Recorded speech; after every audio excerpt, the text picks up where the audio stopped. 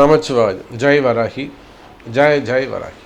அன்பு பக்தர்களே, 5 கிரக சேர்க்கை இந்த பிப்ரவரி மாதம் 18ஆம் தேதியிலிருந்து 20ஆம் தேதி வரையிலும் 5 கிரக சேர்க்கை கும்பராசியிலே நடைபெறுகிறது. இந்த மாசி பிறந்திருக்கு, சூரிய பகவான் கும்பத்தில் அமைந்திருக்கிறார். இந்த முறை வலுவான கிரகங்கள் 5. யார் யார்? ஃபஸ்ட்டு சூரியன், மிக வலிமையான கிரகம், மிகுந்த ஒளி உடைய கிரகம், மற்ற எல்லா கோள்களை விட லட்சம் மடங்கு ஒரு பெரிய கிரகம் எதுனா சூரியன் தான்.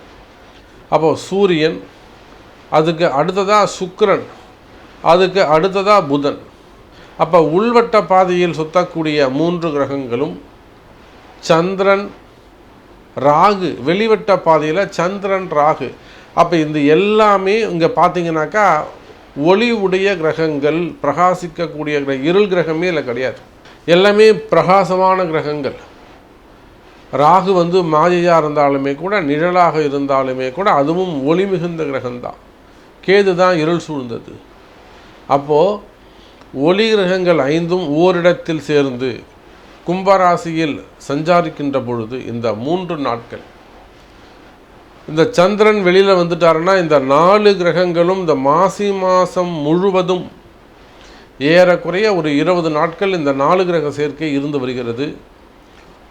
ஒரே ஒரு சின்ன அசைவு இருந்தால் கூட நம்ம வாழ்க்கை அதை புரட்டி போடும். நமக்கு ஏதாவது ஒரு நல்லது நடந்துடாதா?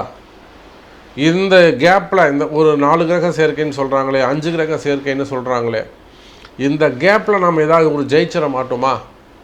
இந்த கேப்பில் நமக்கு ஏதாவது ஒரு மேஜிக் நடந்துடாதா அப்படின்னு ஏக்கத்தோடு காத்திருக்கக்கூடியவர்களே, வாருங்கள்.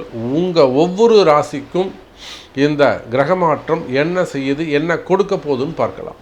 அன்பார்ந்த மகர ராசி அன்பர்களே, மகர ராசிக்கு நல்ல யோகமான கால நேரம். சார், உங்கள் ராசிக்கு 2ஆம் இடத்தில்தான் இந்த அற்புதம், அதிசயம் நிகழ்கிறது. இன்னும் சொல்லப்போனால் மகர ராசிக்கு இன்னொரு 15 நாள் போச்சுன்னா மொத்தமாகவே இந்த 7.5 சனியிலிருந்து டோட்டலாக கம்ப்ளீட்டாக 7.5 சனியிலிருந்து விடுதலை.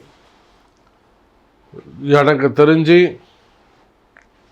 இந்த சனி பகவான் ஒரு ராசியை விட்டு வெளியில் போகிறாருன்னா, போகும்போது அந்த ராசிக்கு ஏதாவது ஒரு நல்லது செஞ்சுட்டு தான் போவார்.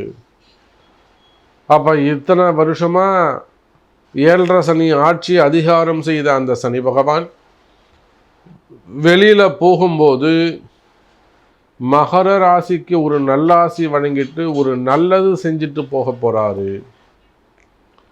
கவலை வேண்டாம் மகர ராசி என்பர்களே, தயாராகுங்கள். சனி கொடுப்பார், யார் தடுப்பார்? சார், சனி கொடுப்பார், எவர் தடுப்பார்? யாராலும் இருக்க முடியும் சனி கொடுக்கறத? அது நன்மையோ தீமையோ? ஆனால் இந்த இடத்துல மகர ராசிக்கு நல்லது தான் கொடுப்பாரு.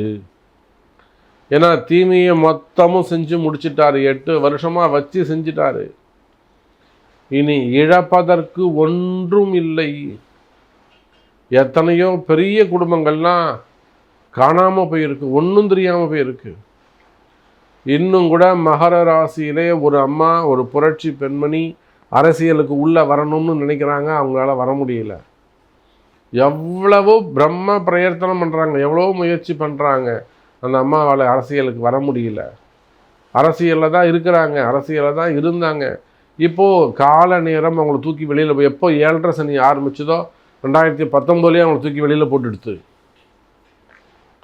இன்னும் சொல்ல போனால் 2016 அவங்களை தூக்கி வெளியில் போட்டுடுச்சு. இதுதாங்க 7.5 சனி. அப்போ உலகம் முழுவதும் வாழக்கூடிய மகர ராசி அன்பர்களே, நீங்கள் யாராக இருந்தாலும் நீங்கள் கற்பனை செய்வதை போல உங்கள் வாழ்க்கை இல்லையா? நான் நல்லபடியாக நிம்மதியாக வாழணும்னு நினைக்கிறேன் சாமி, கஷ்டப்பட்டாலும் கஞ்சி குடித்தாலும் நிம்மதியாக இருக்கணும்னு நினைக்கிறேன், பட் எனக்கு அந்த மாதிரி இருக்க முடியல. பேர் தான், நான் வெளிநாடுகளில் இருக்கேன், நான் யுஎஸில் இருக்கேன், ஜப்பானில் இருக்கேன், சீனாவில் இருக்கேன்னு உங்களுக்கு நல்ல நேம் தான் சாமி, ஆனால் இங்கே நான் படக்கூடிய கஷ்டம் எனக்குத்தான் தெரியும் என்று புலம்பக்கூடிய மகர ராசி அன்பர்களே. ஏன்னா நிறைய மகர ராசி அன்பர்கள் ஜப்பானில் இருக்கிறாங்க, சீனாவில் இருக்கிறாங்க. நமக்கு அங்கேருந்து வரக்கூடிய ஃபோன் கால்ஸ் வச்சு தான் நம்ம சொல்கிறோம். யுனைடெட் அரப் எமிரேட்ஸ், அந்த யுஏஇ கண்ட்ரீஸில் இருக்கிறாங்க, யுஎஸில் இருக்கிறாங்க, யூகேயில் இருக்கிறாங்க, ஜெர்மனில் இருக்கிறாங்க. அப்போ மகர ராசி என்பர்களே, உங்களுடைய கஷ்டங்களுக்கெல்லாம் சனி கொடுக்கும் ஒரு நல்ல வாய்ப்பு, ஒரு தங்க புதையல் வேட்டை. அதுவும் ராசிக்கு 2ஆம் இடத்தில் நடைபெறுகிறது. மகர ராசிக்கு 8ஆம் அதிபதியாக வரக்கூடிய, மகர ராசிக்கு 8ஆம் அதிபதியாக வரக்கூடிய சூரியன், ஆமாங்க 8ஆம் அதிபதி சூரியன் 2ஆம் இடத்துல இருக்கிறார். 8 2ஆம் இடத்துல இருந்தால் அவனுக்கு என்னைக்காவது ஒரு நாள் திடீர் அதிர்ஷ்டம் புதையல் அவனுக்கு கிடைக்கும். அப்போ மகர ராசி என்பவர்கள் இது ஒரு புதையல் யோகம். என்னைக்கோ எங்கேயோ நீங்கள் விதைச்சி வச்சது, எங்கேயோ ஒரு இன்வெஸ்ட் பண்ணது, இன்றைக்கி ஒரு ஆலமரம் மாதிரி விருட்சமாக வந்து உங்கள் கடனுக்கு அது உதவ போகுது. என்றைக்கோ யாருக்கோ கொடுத்து வச்சுருப்பீங்க, அந்த பணம் உங்களை வந்து சேரும். மகர ராசி என்பர்களே, நீங்கள் வேலை செய்பவராக இருந்தாலும் அல்லது குடும்பம் பண்ணக்கூடியவங்களாக இருந்தாலும் பிஸ்னஸ் பண்ணக்கூடியவங்களாக இருந்தாலும், எனி பிஸ்னஸ், நீங்கள் யாராக இருந்தாலும் உங்களுக்கு இருந்து வரக்கூடிய கடன் சுமைகள், கடன் பிரச்சனைகள், வம்பு வழக்குகள், உங்களுக்கு இருக்கக்கூடிய சட்ட சிக்கல்கள், வாழ்க்கையே ஒரு இடியாப்ப சிக்கல் மாதிரி இந்த கச்சா முச்சான 4-5 விஷயத்தில் மாட்டிக்கிட்டு இருக்க சாமி. ஒரு 4-5 விஷயத்தில் போய் நான் சிக்கலில் மாட்டிக்கிட்டு இருக்கேன் சாமி, எப்படி வெளியில் வரதுனே எனக்கு தெரியல என்று புலம்பக்கூடிய மகர ராசி அன்பர்களே, அந்த குழப்பங்கள் எல்லாம் தீரும். எதெல்லாம் உங்களுக்கு வாழ்க்கையில் குழப்பங்களாக உள்ளதோ அந்த குழப்பங்கள் எல்லாம் தீரும். குறிப்பாக கடன் சுமைகள், கடன் பிரச்சனைகள், வம்பு வழக்குகள், கோர்ட்டு கேஸு, அந்த மாதிரியான வம்பு வழக்குகள் இருக்குமையால் அவையெல்லாம் விலகும். செய்யாத குற்றங்களுக்கான தண்டனைகள், நான் ஏமாந்துட்டேன் சாமி, பணங்காசு கொடுத்து ஏமாந்துருக்கலாம், உதவி செஞ்சு ஏமாந்துருக்கலாம், சிறை தண்டனைகள், வேலை செய்கிற இடத்துல ஒரு என்கொயரிகள் நடப்பது, டிபார்ட்மெண்ட் வைஸ் நடக்கக்கூடிய என்கொயரிகள், இப்படி பல பிரச்சனைகள், மெயினாக கடன் சுமைகள், கடன் பிரச்சனைகள், இப்படி பல பிரச்சனைகளில் இருக்கக்கூடிய மகர ராசி என்பர்களே, கால நேரம் சரியாகுது. உங்களுக்கு ஒரு அதிர்ஷ்டம் இந்த கிரக யுத்தம்.